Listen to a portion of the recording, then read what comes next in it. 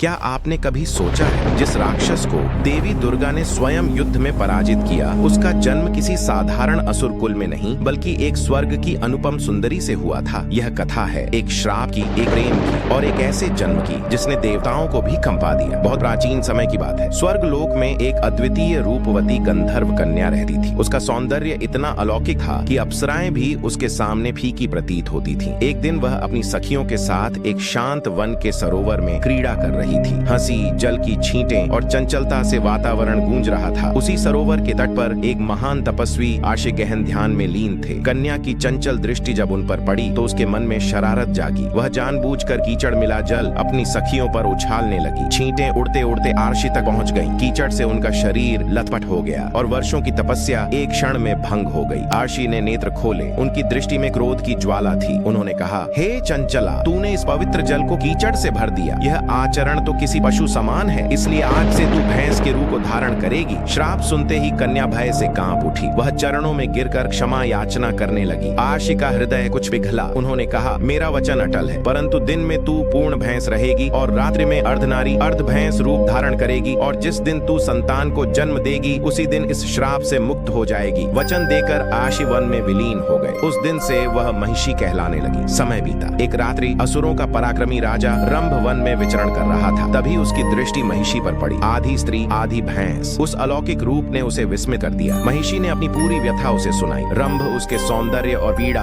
दोनों से प्रभावित हुआ। दोनों ने विवाह किया। कुछ समय पश्चात देवताओं और असुरों के बीच भयंकर युद्ध छिड़ा। उस युद्ध में रंभ वीर गति को प्राप्त हुआ। महिषी शोक में डूब गई। विलाप के उसी क्षण उसने एक पुत्र को जन्म दिया। वह बालक अद्भुत था। उसका स्वरूप आधा भैंस और आधा असुर था। उसकी आंखों में असाधारण शक्ति की चमक थी। वह जब चाहे पूर्ण असुर बन सकता था और जब चाहे एक विशाल महिष। वही बालक आगे चलकर बना महिषासुर। अगर आपको ऐसी रहस्यमयी पौराणिक कथाएं पसंद हैं तो वीडियो को लाइक करें और चैनल को सब्सक्राइब जरूर करें और कमेंट में लिखें, जय माता दी।